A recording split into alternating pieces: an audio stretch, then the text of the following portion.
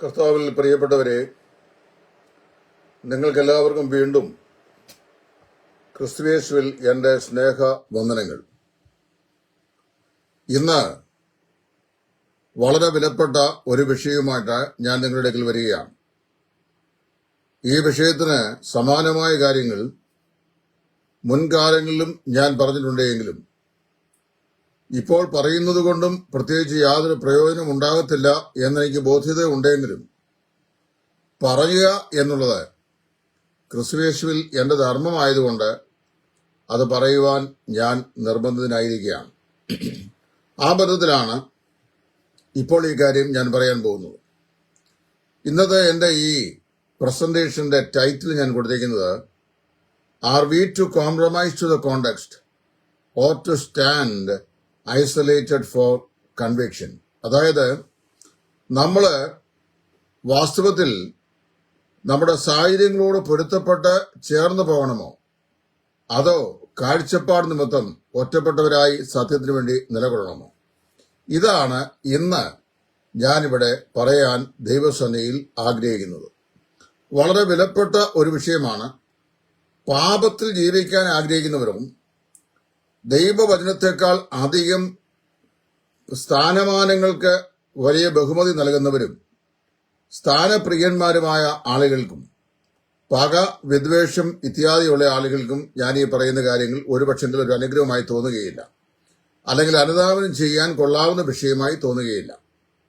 ഞാൻ ഇതിനെ ഉപോദ്ബലകമായി നിങ്ങളെ വായിച്ചു കേൾപ്പിക്കാൻ ആഗ്രഹിക്കുന്ന വേദഭാഗം ദാനിയേൽ പ്രവാചകന്റെ പുസ്തകം 6-ാം അധ്യായത്തിന്റെ ആദ്യത്തെ ചില വാക്യങ്ങളാണ്. രാജ്യമൊക്കെയും ഭരിക്കേണ്ടതിന് രാജ്യത്തിനുമേൽ 120 പ്രധാന ദേശാധിപതികളെയും അവരുടെ മേൽ 3 അധ്യക്ഷന്മാരെയും നിയമിപ്പാൻ ദാരിയേശിന് ഇഷ്ടം തോന്നി. ഈ മൂവരിൽ ദാനിയേൽ ഒരുവനായിരുന്നു. രാജാവിന് നഷ്ടം വരാതിരിക്കേണ്ടതിന് പ്രധാന ദേശാധിപതികൾ ഇവർക്ക് കണക്ക് ബോധിപ്പിക്കേണ്ടതായിരുന്നു. എന്നാൽ ദാനിയേൽ ഉത്കൃഷ്ട മാനസനായിരുന്നുകൊണ്ട് അവൻ അധ്യക്ഷന്മാരിലും പ്രധാന ദേശാധിപതിമാരിലും വിശിഷ്ടനായി വിളങ്ങി. രാജാവ് അവനെ സർവ്വരാജ്യത്തിനും അധികാരിയാക്കുവാൻ വിചാരിച്ചു. അപ്പൊ ഇതാണ് ഇതിന്റെ പശ്ചാത്തലം. ഈ 6-ാം അധ്യായം വായിക്കുമ്പോൾ ബാബേൽ പ്രവാസത്തിലേക്ക് എടുക്കപ്പെട്ട ഇസ്രായേലിന്റെ കൂട്ടത്തിലെ ശ്രദ്ധേയരായ 4 യുവാക്കന്മാരുടെ പേരിൽ പറഞ്ഞിട്ടുണ്ട്. 1 ശദ്രക്ക്, 2 മേശക്ക്, 3 അബേദ്നെഗോ, 4 ദാനിയേൽ. ബാബേൽ രാജാവായ നെബൂഖദ്നേസർ ഈ യെരൂശലേമിനെ കീഴ്പ്പെടുത്തി അവിടുത്തെ ആളുകളെ ജീവനോട് പിടിച്ചുകൊണ്ട് പോയ കൂട്ടത്തില് പിടിച്ചുകൊണ്ട് പോയപ്പെട്ടവരിലെ 3 യുവാക്കന്മാരാണ് ഈ പറയപ്പെട്ട ശദ്രക്ക്, മേശക്ക്, അബേദ്നെഗോ, ദാനിയേൽ എന്ന് പറയുന്ന എബ്രായ ബാലന്മാർ. ഈ 2 കൂട്ടർക്ക്, അതായത് ആദ്യത്തെ ശ്രേണിയിൽ 3 പേരെയാണ് കാണുന്നത്, ശദ്രക്ക്, മേശക്ക്, അബേദ്നെഗോ. പിന്നെ പറയുന്നത് ദാനിയേലിനെ കുറിച്ചാണ്. ദാനിയേൽ ഒരു പ്രവാചകൻ കൂടിയാണല്ലോ. അവൻ ബാബേൽ സംസ്ഥാനത്തിലായിരിക്കുകയാണ്. ഈ 2 കൂട്ടം എബ്രായ ബാലന്മാർക്ക് ഇസ്രായേലിൽ നിന്ന് പിടിച്ചുകൊണ്ട് പോയിട്ടുള്ള മറ്റാർക്കും ഉണ്ടാകാത്ത കഠിനമായ ചില പരിശോധനകളെ അഭിമുഖീകരിക്കേണ്ടതായി വന്നു. ഈ മറ്റാർക്കും ഉണ്ടാകാൻ കഴിയാത്ത പരിശോധന നമുക്കുണ്ടാകുന്നെങ്കിൽ നമ്മൾ പ്രത്യേകം മനസ്സിലാക്കണം, വി ആർ സംതിങ് സ്പെഷ്യൽ. നമ്മൾ എന്തോ പ്രത്യേകതയുള്ള ആളുകളാണ്. മറ്റാർക്കുമില്ലാത്ത എതിർപ്പുകൾ നിങ്ങൾ ചിലർക്കുണ്ടാകുന്നെങ്കിൽ നിങ്ങളിൽ എന്തോ ക്വാളിറ്റീസ് ആളുകൾ കാണുന്നുണ്ടെന്ന് നിങ്ങൾ മനസ്സിലാക്കണം. മറ്റാർക്കും കാണാൻ കഴിയാത്ത ഏതെങ്കിലും നിലയിലുള്ള രോഗമോ കഷ്ടതയോ പ്രയാസമോ നിന്ദയോ പരിഹാസമോ ഒറ്റപ്പെടലോ സാമ്പത്തിക ദാരിദ്ര്യമോ മറ്റുള്ള ആളുകളോടുള്ള എതിർപ്പോ ഒക്കെ നിങ്ങൾക്കുണ്ടാകുന്നെങ്കിൽ നിങ്ങൾ മനസ്സിലാക്കണം, നിങ്ങൾ എന്തോ പ്രത്യേകമായ ഒരു പ്രത്യേകതയുള്ള വ്യക്തിയാണ്. ഇതാണ് നമുക്ക് ഇതെന്ന് മനസ്സിലാക്കാൻ കഴിയുന്നത്. ഈ 4 എബ്രായ ബാലന്മാർക്ക് ബാബേൽ രാജാവ് 3 ഘട്ടമായി യെരൂശലേമിൽ നിന്ന് പിടിച്ചുകൊണ്ട് പോയ യഹൂദന്മാരിൽ ആർക്കുമില്ലാത്ത ചില പരിശോധന കൂടി കടന്നു പോകേണ്ടായി വന്നു. അതിൽ ആദ്യ ഭാഗത്ത് വായിക്കുന്ന ശദ്രക്ക്, മേശക്ക്, അബേദ്നെഗോ എന്ന് പറയുന്ന 3 എബ്രായ ബാലന്മാർക്കും ദാനിയേലിനും ഉണ്ടായ പരിശോധന നമ്മളൊന്ന് താരതമ്യം ചെയ്ത് പഠിക്കണം. ആ പരിശോധനയെക്കുറിച്ച് ഞാൻ പഠിച്ചപ്പോൾ എനിക്ക് മനസ്സിലാക്കാൻ കഴിഞ്ഞ എങ്ങനെയാണ് ഒരു ക്രിസ്തീയ വിശ്വാസിക്ക് അല്ലെങ്കിൽ ഒരു ദൈവഭക്തന് തന്റെ ജീവിതത്തിലുണ്ടാകുന്ന എതിർപ്പിന്റെയും പരിശോധനയുടെയും ആഴം എത്ര വലുതാണെന്ന് ചോദിച്ചു കഴിഞ്ഞാൽ അവന്റെ സമർപ്പണവും കാഴ്ചപ്പാടും എത്ര വലുതായിരിക്കുമോ അതിനനുസരണമായിട്ടായിരിക്കും. നിങ്ങൾ ജീവിത വിശുദ്ധിക്ക് വേണ്ടി ഈ പോരാട്ടം കഴിക്കുന്ന ഒരു ദൈവഭക്തനാണെങ്കിൽ നിങ്ങൾക്കെതിരെയുള്ള പരീക്ഷകളും പരിശോധനകളും ജീവിത വിശുദ്ധിയിൽ നിങ്ങളെ തള്ളിയിടാനുള്ള പരിശോധനയായിരിക്കും. നിങ്ങൾ ദൈവാശ്രയം കൂടുതലുള്ള ഒരു വ്യക്തിയാണെങ്കിൽ ദൈവാശ്രയത്തിൽ നിന്ന് നിങ്ങളെ തള്ളിയിടുവാനുള്ള അതിശക്തമായ പരിശോധനയായിരിക്കും നിങ്ങൾക്കുണ്ടാവുക. ഇയ്യോബ് അതിന്റെ ഏറ്റവും ശക്തനായിരിക്കുന്ന ഒരു ദൃഷ്ടാന്തമാണ്. അവന്റെ സ്വന്തം ഭാര്യ പോലും അവനോട് പറഞ്ഞു, നീ ഈ വിശ്വാസം ഇനി ഈ ഭക്തി മുറുകെ പിടിച്ചുകൊണ്ടിരിക്കാതെ ദൈവത്തെ തള്ളിപ്പറഞ്ഞ് ഉപേക്ഷിച്ച് കളയുക എന്ന് പറഞ്ഞു. അപ്പൊ അവൻ പറയുന്നത് എങ്ങനെയാണ്? അത്യുന്നതനായ ദൈവത്തിൽ നിന്ന് നാം നന്മ അനുഭവിക്കുന്നില്ലയോ? അപ്രകാരം തന്നെ തിന്മയും അനുഭവിച്ചുകൂടെ? യഹോവ തന്നു, യഹോവ എടുത്തു, യഹോവയുടെ നാമം വാഴ്ത്തപ്പെടുമാറാകട്ടെ. ഉള്ളതെല്ലാം ലഭിച്ചതാണെങ്കിൽ പിന്നെ അതിൽ എന്ത് പ്രശംസിക്കാനിരിക്കുന്നു എന്നാണ് അദ്ദേഹം പറയുന്നത് സാരം. ഒരു വ്യക്തിയുടെ ജീവിതത്തിന്റെ പരിശോധനയുടെ വലിപ്പം എന്ന് പറയുന്നത് അവന്റെ കാഴ്ചപ്പാടിന്റെ വലിപ്പം അനുസരിച്ചായിരിക്കും. നിങ്ങൾ ഭക്തരായി ജീവിക്കാൻ, വിശുദ്ധനായി ജീവിക്കുവാൻ, വിശ്വസ്തനായി ജീവിക്കുവാൻ ആഗ്രഹിക്കുന്നെങ്കിൽ നിങ്ങൾക്കെതിരെയുള്ള പരിശോധനയുടെ വ്യാപ്തി വളരെ വലുതായിരിക്കും. ഇവിടെ വായിക്കുന്നത് ശദ്രക്ക്, മേശക്ക്, അബേദ്നെഗോ ഈ 3 എബ്രായ ബാലന്മാർക്ക് ആദ്യം അവർക്ക് ഭക്ഷണ രീതിയിലുള്ള മാറ്റമാണ് ഉണ്ടായത്. ബാബേൽ സംസ്ഥാനത്തിലെ ദേവീ ദേവന്മാർക്ക് പ്രഥമത സമർപ്പിച്ച ശേഷം പിന്നീട് പാചകം ചെയ്യുന്ന മാംസഭോജനം കൊണ്ട് ഇവരെ പോഷിപ്പിക്കാൻ രാജാവ് നിർബന്ധിച്ചു. പക്ഷെ അവർ ശപഥം ചെയ്തു, we will not compromise to the context. ഞങ്ങൾ ഈ സാഹചര്യത്തോട് ഒരു കാരണവശാലും രമ്യപ്പെട്ടു പോകത്തില്ല. അതുകൊണ്ട് ഞങ്ങളെ 10 ദിവസം നീ ശാഖപദാർത്ഥം തന്ന് പരീക്ഷിച്ചാലും അങ്ങനെ ശാഖപദാർത്ഥം കഴിക്കുന്ന ഞങ്ങളുടെ മുഖത്തിന്റെ പ്രസാദം അല്ലെങ്കിൽ പ്രകാശം മാംസഭോജനം കഴിക്കുന്ന ആളുകളുടെ മുഖത്തിനുള്ളതിനേക്കാൾ കുറവാണെന്ന് മഹാരാജാവ് കണ്ടാൽ അങ്ങേക്ക് ബോധിച്ചതുപോലെ ഞങ്ങളോട് ചെയ്തു കൊള്ളുക എന്ന് പറഞ്ഞു. ജീവനെ പോലും പരിത്യാഗം ചെയ്യുവാൻ കഴിയുന്ന സമർപ്പണത്തോടുകൂടെ അവർ ആ വെല്ലുവിളി ഏറ്റെടുത്തു. അതിനെയാണ് ഭക്തി, അതിനെയാണ് സമർപ്പണം, അതിനെയാണ് കാഴ്ചപ്പാടെന്ന് പറയുന്നത്. അപ്പൊ ആദ്യം ഭക്ഷണമാറ്റമുണ്ടായി, പിന്നെ അത് കഴിഞ്ഞപ്പോൾ പിന്നെ ആരാധന മാറ്റമാണ്. പേരുമാറ്റം ചെയ്തു. അവരുടെ പേര് ഇസ്രായേലിന്റെ ദൈവത്തോട് ചേർന്ന പേരുകളായിരുന്നു. അതെല്ലാം പേര് മാറ്റിയിട്ട് ബാബേൽ രാജാവിന്റെ ദേവീ ദേവന്മാരോട് ചേർന്ന പേരുകളാക്കി. പേരുമാറ്റം, അത് കഴിഞ്ഞ ഭക്ഷണമാറ്റം, പിന്നെ ആരാധന മാറ്റം. അപ്പൊ ഇങ്ങനെ 3 മണ്ഡലങ്ങൾ പേര് മാറി, അവരെ സമ്മതിച്ചു, ഭക്ഷണം മാറി, അവരതിനോട് എതിർത്തു, പിന്നെ ആരാധനയ്ക്ക് മാറ്റമുണ്ടായി. അപ്പൊ ആരാധനയ്ക്ക് മാറ്റമുണ്ടായപ്പോൾ അവർ പറഞ്ഞു, ഞങ്ങൾ സേവിച്ചു നിൽക്കുന്ന ഈ ദൈവത്തെ അല്ലാതെ മറ്റു ആരെയും ഞങ്ങൾ എന്ത് ചെയ്തില്ല, ആരാധിക്കുകയില്ല, നമസ്കരിക്കുകയില്ല. അതാണ് കൺവിക്ഷൻ, കാഴ്ചപ്പാടെന്ന് പറയുന്നത്. നമുക്ക് ഓരോരുത്തർക്കും നൽകപ്പെട്ടിരിക്കുന്ന കാഴ്ചപ്പാടിന്റെ അടിസ്ഥാനം ദൈവത്തിന്റെ വചനമാണ്. കാലങ്ങൾ ഉരുണ്ടു നീങ്ങിക്കഴിഞ്ഞപ്പോൾ ദൈവസഭയും വിശേഷാൽ വേർപാടുകാരും ബന്ധക്കോസുകാരും ഒക്കെ ഈ വിശുദ്ധ വേദപുസ്തകം കക്ഷത്തിൽ വെച്ചുകൊണ്ടാണ് ഞായറാഴ്ച ആരാധിക്കാൻ വരുന്നതെങ്കിലും മിക്കവാറും വേദപുസ്തകത്തിലെ പ്രമാണങ്ങൾക്ക് വിരുദ്ധമായ നിലുള്ള മനോഭാവങ്ങളും പ്രവൃത്തികളും അവരുടെ ജീവിതത്തിലൂടെ ചെയ്തുകൊണ്ട് ഏത് സാഹചര്യത്തോടും ഏതിനോടും ആരോടും എന്തിനോടും സഹവർത്തിത്വം പുലർത്തി ഒരുവിധ യാന്ത്രികമായിരിക്കുന്ന അല്ലെങ്കിൽ സാങ്കേതികമായിരിക്കുന്ന ആരാധനയോ അല്ലെങ്കിൽ സംവിധാനങ്ങളോ ആത്മീയതയോ ഒക്കെ കെട്ടിപ്പടുക്കി ഇന്നങ്ങ് മുമ്പോട്ട് പോയിക്കൊണ്ടിരിക്കുകയാണ്. ദൈവത്തിന്റെ പേരിലും കർത്താവിന്റെ പേരിലും കാട്ടിക്കൂട്ടുന്ന എല്ലാം ആത്മീയതയുള്ളതാണ് എന്ന് ചിന്തിക്കരുത്. അതെല്ലാം ദൈവത്താൽ ഇനിഷ്യേറ്റ് ചെയ്യപ്പെട്ടതാണെന്ന് ചിന്തിക്കരുത്. എല്ലാം കർത്താവിന്റെ നാമത്തിലാണ്. നമ്മുടെയൊക്കെ എഴുതി നടക്കുന്ന പല പ്രോഗ്രാമുകളും അതിനുവേണ്ടി നിയുക്തരായിരിക്കുന്ന അല്ലെങ്കിൽ സ്വയം നിയമിക്കപ്പെട്ട ചില കമ്മിറ്റിക്കാരോ ആളുകളോ ഒക്കെ ചെയ്യുന്നു. അവരതിനു വേണ്ട ക്രമീകരണങ്ങൾ ചെയ്യുന്നു. ആരെയൊക്കെ വിളിക്കണം, ആരെയൊക്കെ വിളിക്കണമെന്ന് അവരാലോചിക്കുന്നു. അവരതിന്റെ സെറ്റപ്പ് എല്ലാം ചെയ്ത ശേഷം അതിന്മേൽ ദൈവത്തിന്റെ അനുഗ്രഹം വർഷിപ്പിക്കേണ്ടതിനായി അവർ ദൈവത്തോട് അപേക്ഷിക്കുന്നു. പിന്നീട് ഈ കാര്യപരിപാടികൾ ചെയ്യുന്നു. അവർ സംതൃപ്തി പ്രാപിച്ചു എന്നുള്ള ഭാവേന ആയി ശുശ്രൂഷ കഴിഞ്ഞ് മടങ്ങുന്നു. പ്രിയപ്പെട്ടവരെ, ഞാൻ ചോദിക്കട്ടെ, വാസ്തവത്തില് നമ്മൾ വയറു നിറച്ച ആഹാരം കഴിക്കാൻ കിട്ടി എന്ന് പറഞ്ഞാൽ ഒരാൾ സാറ്റിസ്ഫൈഡ് ആയി എന്ന് എനിക്ക് തോന്നുന്നില്ല. എന്നെ സംബന്ധിച്ചുള്ള ഞാൻ പറയാം, എനിക്ക് വളരെ കുറച്ച് ക്വാണ്ടിറ്റി ആഹാരം മതി, പക്ഷെ ഉള്ളത് രുചികരമായിരിക്കണം. ദൈവജനത്തിന്റെ മധ്യത്തിലെ ഏതൊരു ശുശ്രൂഷയും ഏത് കാര്യപരിപാടികളും ദൈവം ആലോചിച്ചതും ദൈവഹിതപ്രകാരം നടത്തപ്പെടുന്നതും ദൈവത്തിന്റെ വചനത്തോട് വിഘടിക്കാത്തതും വചനത്തോട് ചേർന്ന് വരുന്നതും ദൈവവചനത്തിന് വിരുദ്ധതുമല്ലാത്തതുമായിട്ടുള്ള നിലയിലുള്ള കാര്യങ്ങളായിരിക്കണം. അല്ലാത്തതിനെ ദൈവം ഒരിക്കലും അതിൽ പ്രസാദിക്കുകയില്ല.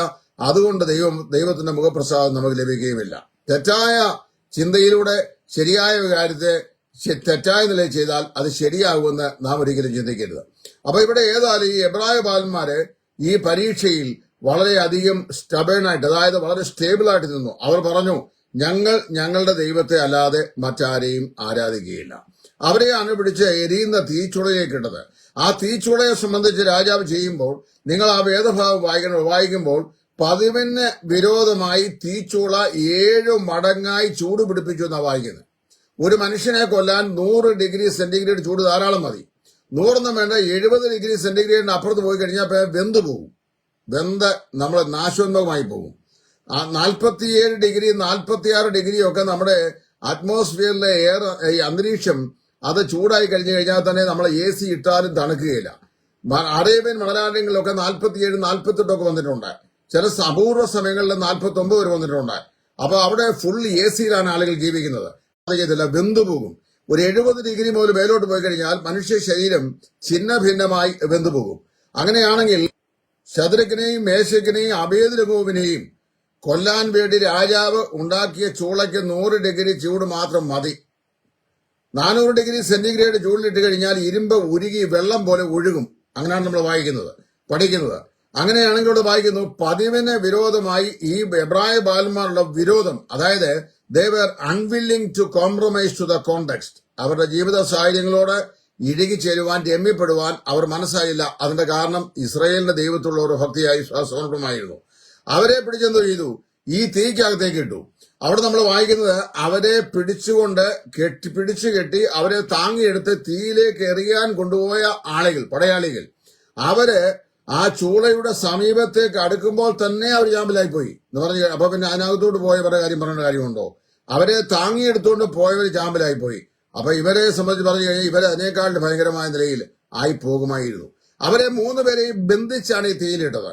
അങ്ങനെ ബന്ധിച്ച് തീയിൽ ഇട്ടിരിക്കുന്ന ഈ ശദ്രക്ക് മേശക്ക് അബേദ്നെഗോവ് അവർ എരിഞ്ഞ് ചാമ്പലായി ചണ്ടി കൂമ്പാരമായി മാറ്റപ്പെടും എന്ന് വിശ്വസിച്ചാണ് രാജാവ് തന്റെ അരമനയിൽ ഉലാവിക്കൊണ്ടിരുന്നത്.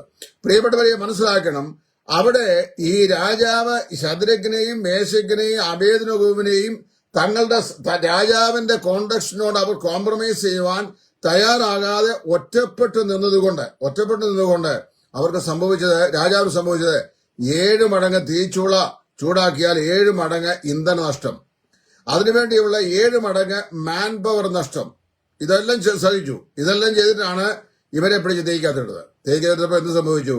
തീക്കകത്ത് ബന്ധനസ്ഥരായി ഇവരെ എറിഞ്ഞു കളയുകയിൽ അവരെ വഹിച്ചുകൊണ്ട് പോയ ആളുകൾ പോലും ചണ്ടിക്കുമാരമായി മാറിയപ്പോൾ ഈ എബ്രായ ബാലന്മാർ 3 പേരും കെട്ട് അടിയപ്പെട്ടവരായി ഈ തീച്ചുളയിൽ കൂടെ നടക്കുന്നത് മഹാരാജാവ് കണ്ടു.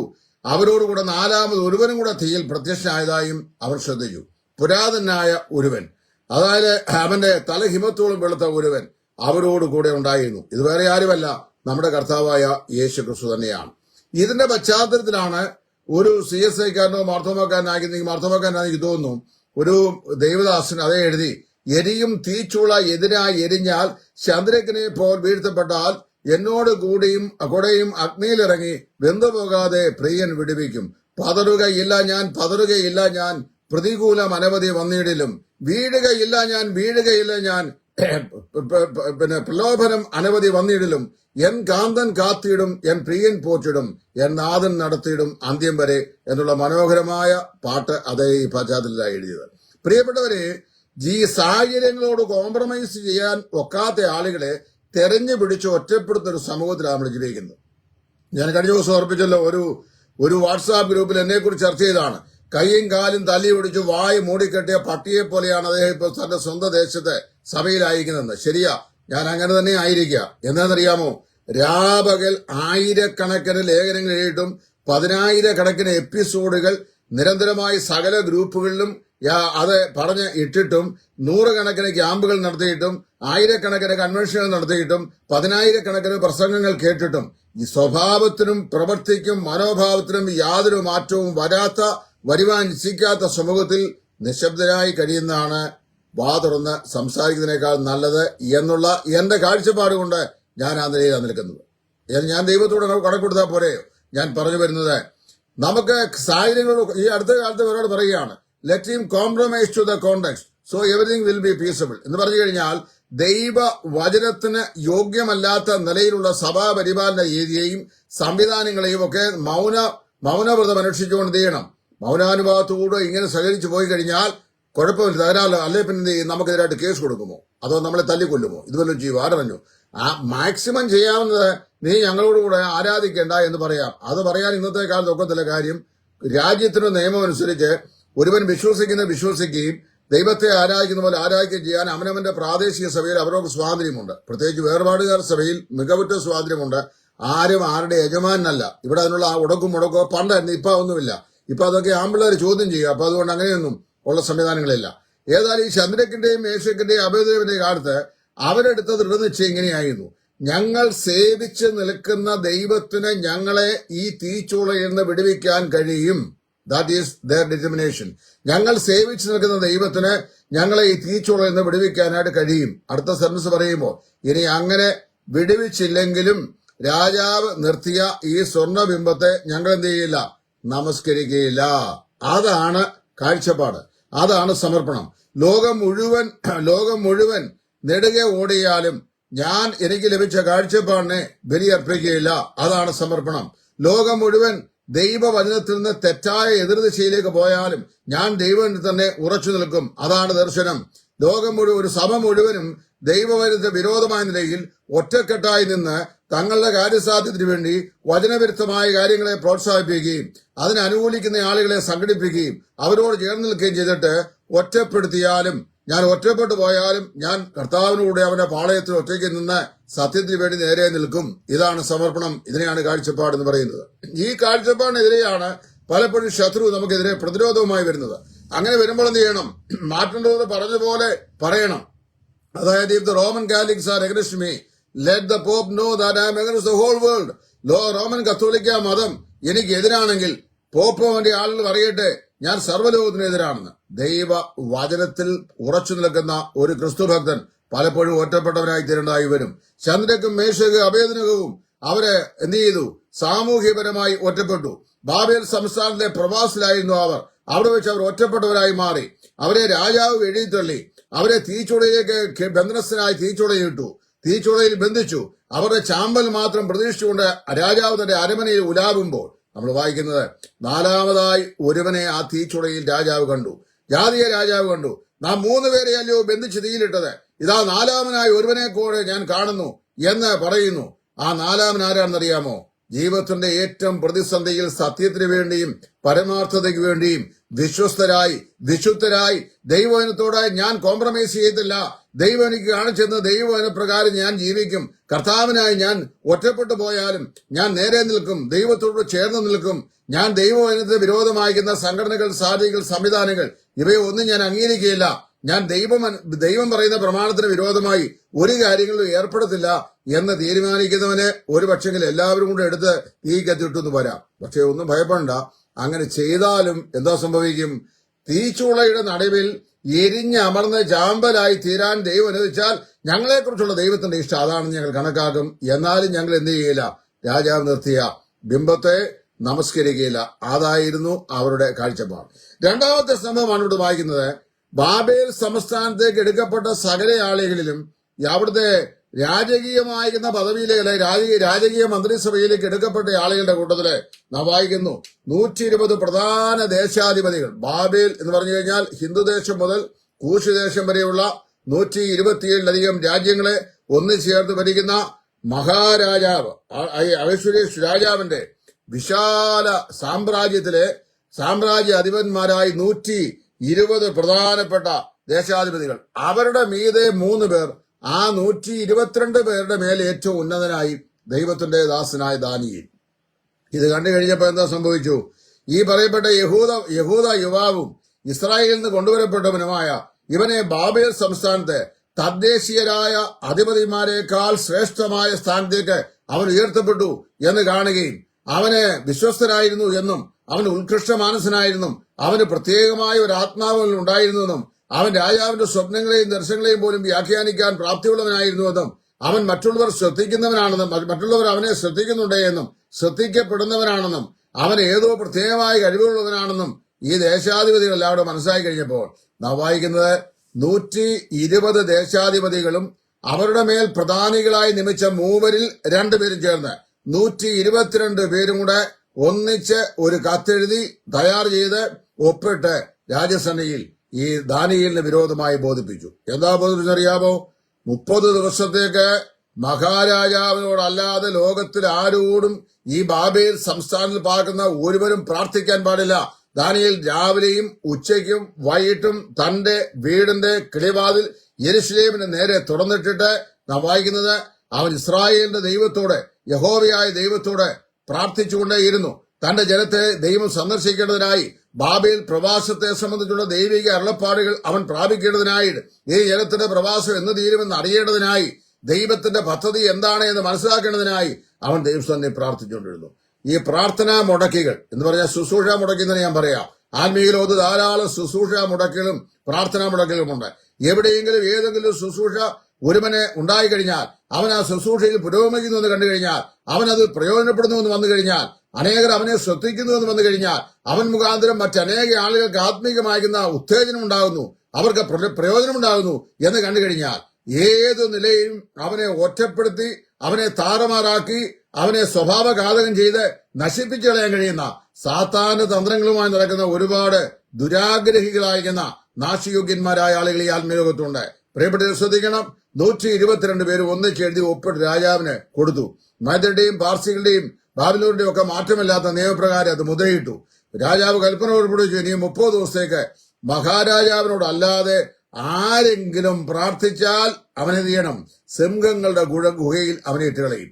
അപ്പൊ ദാനിയേല് രാജധ്വംസനം, അതായത് രാജകൽപ്പന വകവെക്കാതെ നോക്കണം. അന്യദേശത്താണ്, പ്രവാസദേശത്താണ്. പ്രവാസദേശത്തിന്റെ അധിപതി രാജ്യത്തിന് മേൽ ആക്കി വെക്കപ്പെട്ടിരിക്കുന്ന 3 പ്രധാന അധിപതികളുടെ കൂട്ടത്തിലെ ഏറ്റവും ഉന്നതനാണ്. എന്ന് പറഞ്ഞാൽ രാജാവ് കഴിഞ്ഞാൽ സെക്കൻഡ് ഓഫീസാണ്. അങ്ങനെ രാജാവ് ഇവിടെ മുഖ്യമന്ത്രി കഴിഞ്ഞാൽ പിന്നെ ഏറ്റവും പ്രധാനപ്പെട്ട ആളെന്ന് പറയുന്നത് സ്റ്റേറ്റ് സെക്രട്ടറി അല്ലേ എന്ന് പറഞ്ഞ പോലെ ബാബേൽ സംസ്ഥാനത്തിന്റെ സ്റ്റേറ്റ് സെക്രട്ടറിയായി ഉയർത്തപ്പെട്ട മനുഷ്യനാണ്. രാജകൽപ്പനയെ അദ്ദേഹം അവഗണിച്ചു. രാജകൽപ്പനയാണെങ്കിലും എന്ത് ചെയ്യണം? ദൈവവചനത്തോട് യോജിക്കാത്തതാണെങ്കിൽ നിശ്ചയമായി അവഗണിക്കണം. അവഗണിച്ചേ മതിയാവൂ.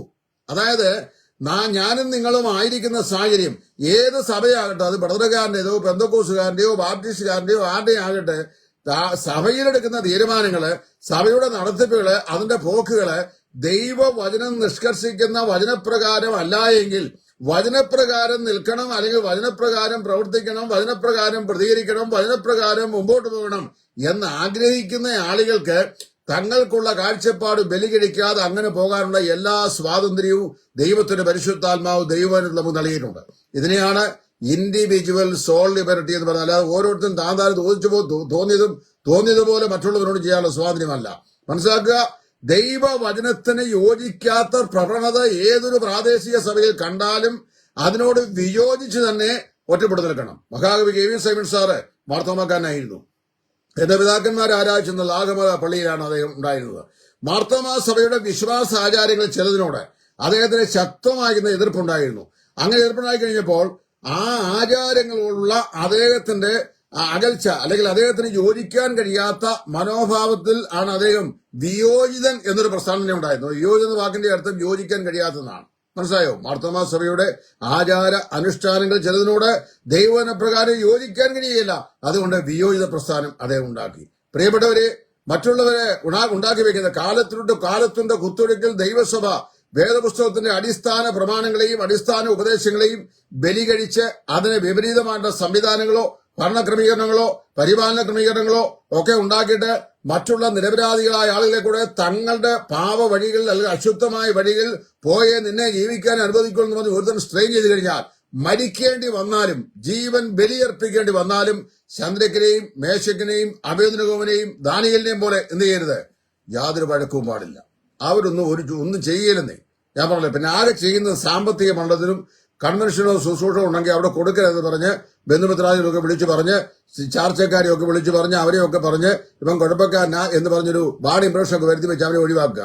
ഇങ്ങനെ നിങ്ങൾ പറഞ്ഞാൽ നിങ്ങളുടെ പിതൃഭവനം നശിച്ചു പോകും. അല്ലാതെ നിങ്ങൾ ആരെക്കുറിച്ചാ പറയുന്നു അവർക്ക് ആർക്കും ഒരു ദോഷവും വരത്തില്ലെന്നാ എന്റെ വേദോസം പറയുന്നത്. 2 ദൃഷ്ടാന്തം, ചന്ദ്രക്കിനെയും മേശക്കിനെയും അബേദ്നെഗോവിനെയും ഈ തീച്ചുളയിലേക്ക് പിടിച്ചിടാൻ തക്കോണം രാജാവിനെ ദ്യോപിപ്പിച്ച ആളുകളെ പിടിച്ച് രാജാവ് എന്ത് ചെയ്തു? അവർക്ക് പകരമായി തീച്ചുളയിട്ടു. അവർ തീയിലേക്ക് വീഴുമ്പോൾ തന്നെ ഭസ്മമായി പോയെന്നാ വായിക്കുന്നു. അത്രയേ ഉള്ളൂ സംഭവം. എസ്തേർ രാജ്ഞിയോട് മൊർദെഖായി പറഞ്ഞ വാക്കെന്താണ്? നീ രാജസഭയിൽ നിൽക്കണം. നിന്റെ ജനത്തിനു വേണ്ടി നിന്റെ ജനത്തിനെതിരായി ദോഷം നിരൂപിക്കുന്ന ഈ ഹാമാനെയും അവന്റെ വംശാവലിയെ ഒടുക്കാൻ നീ രാജസഭയിൽ നിൽക്കണം. രാജാവ് തന്റെ ചെങ്കോൽ നിന്റെ മേൽ നീട്ടും. നീ നിൽക്കേണ്ട സമയത്ത്, നീ സംസാരിക്കേണ്ട സമയത്ത്, നീ പറയേണ്ട സമയത്ത്, നീ ഉദ്യോഗിപ്പിക്കേണ്ട സമയത്ത് നിന്റെ കർത്തവ്യം നീ ചെയ്യുന്നില്ല എങ്കിൽ എന്താ സംഭവിക്കും?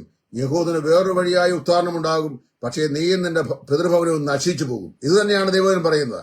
ദൈവത്തിന്റെ വചനത്തെ അനുസരിച്ച് നിർമ്മല മനസാക്ഷിയിൽ ദൈവവചന പ്രകാരം മാത്രം മുമ്പോട്ട് പോകാൻ ആഗ്രഹിക്കുന്ന ഒരു ദൈവദാസന് വിരോധമായി ഏത് ശത്രു എതിരെ എന്തെല്ലാം കൂട്ടുകൾ ഉണ്ടാക്കി, ഏതെല്ലാം ഉപദ്രവങ്ങൾ ഉണ്ടാക്കിയാലും മനസ്സായിക്കോണം, ദൈവം ആ തീച്ചൂളയുടെ നടുവിലും ഇറങ്ങി വരും, അവനെ രക്ഷിക്കും. പക്ഷെ എന്തോ സംഭവിക്കും?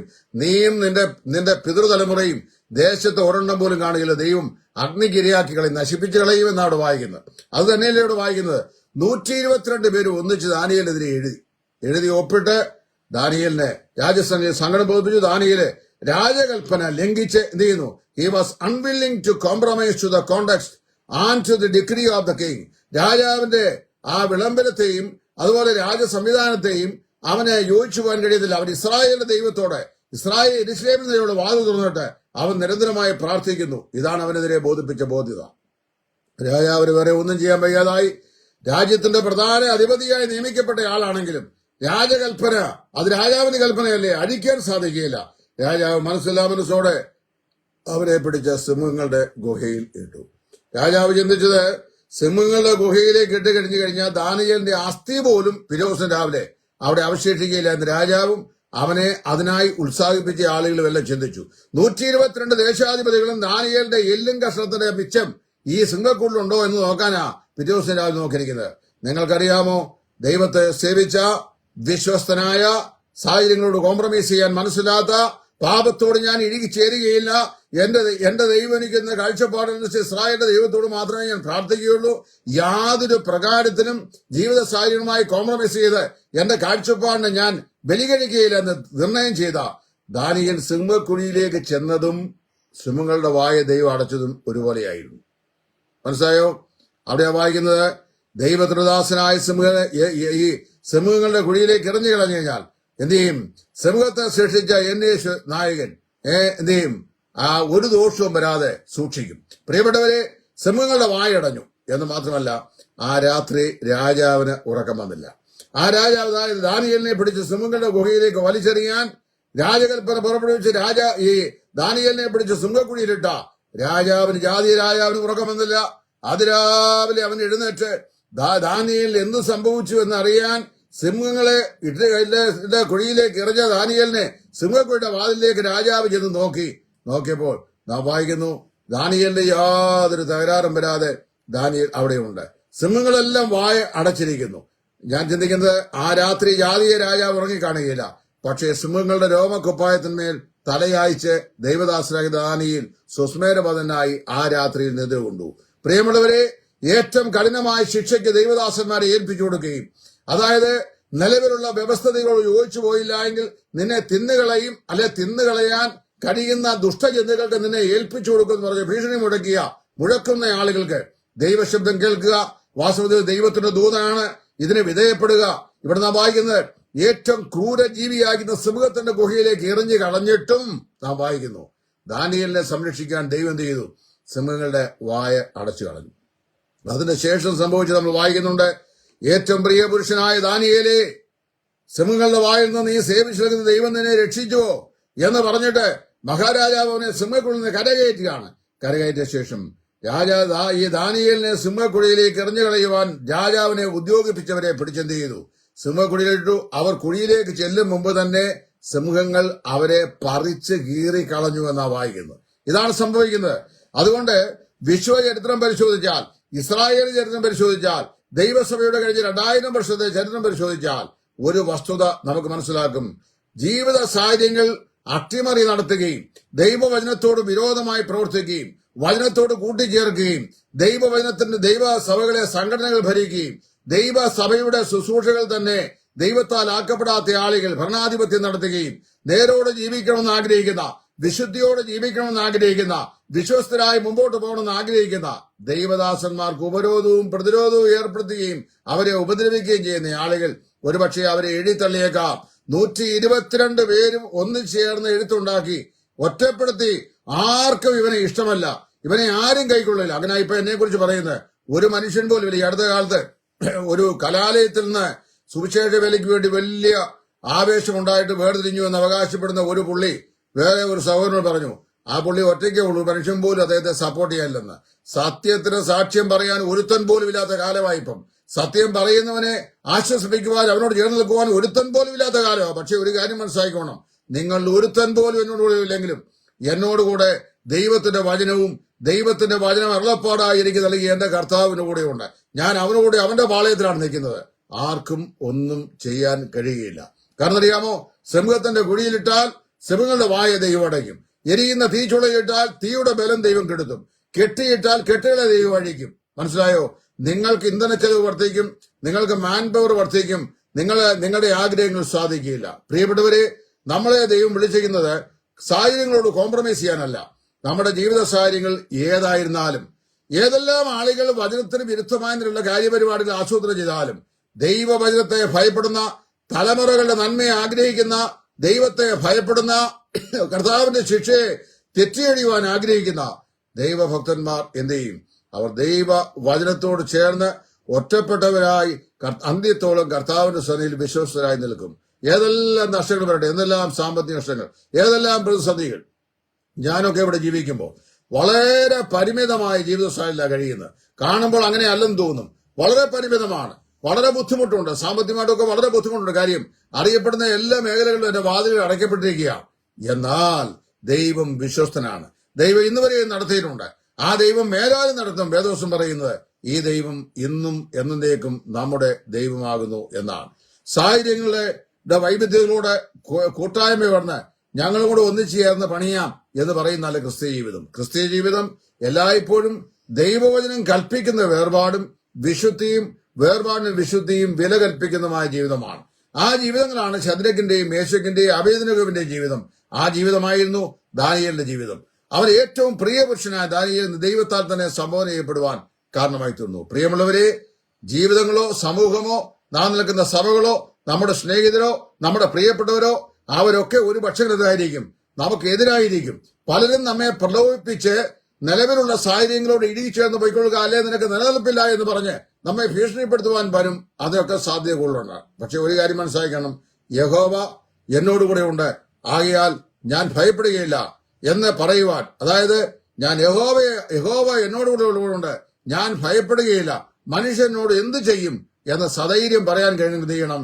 ലഭിച്ച ദർശനത്തോട് കലർപ്പ് കൂട്ടാതെ, ജീവിതത്തിന്റെ വിശുദ്ധിക്ക് ആഘാതമുണ്ടാകാതെ, വിശ്വസ്തതയ്ക്ക് ഭംഗം വരാതെ, വിശ്വസ്തരും നീതിമാന്മാരും വിശുദ്ധന്മാരും ദൈവത്തിന് കൊള്ളാവുന്നവരും സർവോപരി ദൈവവചനത്തെ ചോദ്യം കൂടാതെ അനുസരിക്കുന്നവരുമായി നിലകൊള്ളുവാൻ സാധിക്കണം. ബാക്കി കാര്യം ദൈവം നോക്കിക്കൊള്ളൂ. യഹോശാഫാത്തിനോട് ദൈവം പറഞ്ഞ വാക്ക് എനിക്കിവിടെ പറയാനുള്ളൂ. ഈ കാര്യത്തിൽ നീ യുദ്ധം ചെയ്യേണ്ട ആവശ്യമില്ല, യഹോവ തന്നെ നിനക്ക് വേണ്ടി യുദ്ധം ചെയ്യും. നമുക്ക് വേണ്ടി യുദ്ധവീരനായി കയ്യിൽ ഉരുപിടിച്ച വാളുമായി മുമ്പിൽ നിൽക്കുന്ന യഹോവയായ ദൈവം, നമ്മുടെ വാഴ്ത്തപ്പെട്ട കർത്താവ് നമ്മോടുകൂടി ഉണ്ട്. ആകയാൽ സധൈര്യം മുൻപോട്ട് പോകുക. ദൈവത്തിന്റെ പരിശുദ്ധാത്മാവ് നമ്മെ സഹായിക്കും. ജീവിതത്തിന്റെ ഒരു സാഹചര്യങ്ങളിലും വചനവിരുദ്ധമായ ഒരു പ്രവണതകളോടും എന്ത് ചെയ്യരുത്, ഇഴുകിച്ചേരരുത്, വിധേയപ്പെടരുത്. അവസാനത്തോളം ഒറ്റപ്പെട്ടു നിന്നാലും ദൈവം നമ്മളെ തള്ളിക്കളയുകയില്ല. അവൻ നമ്മെ സൂക്ഷിക്കാം എന്ന് പറഞ്ഞിട്ടുണ്ട്. ഭയപ്പെടേണ്ട, ഞാൻ നിന്നോടുകൂടി ഉണ്ട്, ഭ്രമിച്ചു നോക്കേണ്ട, ഞാൻ നിന്റെ ദൈവമാകുന്നു, ഞാൻ നിന്നെ വിടുവിക്കും, ഞാൻ നിന്നെ സഹായിക്കും. പുഴുവായ യാക്കോബേ, നീ എനിക്ക് വലിയവനാണെന്ന് കർത്താവ് പറഞ്ഞിട്ടുണ്ട്. ആ കർത്താവിന്റെ വാക്കിൽ ആശ്രയിച്ചുകൊണ്ട് ആശ്വസിച്ചുകൊണ്ട് ജീവിത സാഹചര്യങ്ങളോട് കോംപ്രമൈസ് ചെയ്യാതെ ദൈവവചനത്തോട് മാത്രം അനുരഞ്ജനപ്പെട്ട് നമുക്ക് മുമ്പോട്ട് പോകുവാൻ ദൈവത്തിന്റെ പരിശുദ്ധാത്മാവ് നമ്മെ ഏവരെയും ബലപ്പെടുത്തട്ടെ, സഹായിക്കട്ടെ. അതിനായി നമുക്ക് കൃപ നൽകട്ടെ എന്ന് ആത്മാർത്ഥമായി പ്രാർത്ഥിച്ചുകൊണ്ട് ഈ വാക്കിൽ നിന്ന് ഞാൻ വിരമിക്കുന്നു. ദൈവനാമം എന്നേക്കും മഹത്വപ്പെടുമാറാകട്ടെ. ആമീൻ. സ്തോത്രം.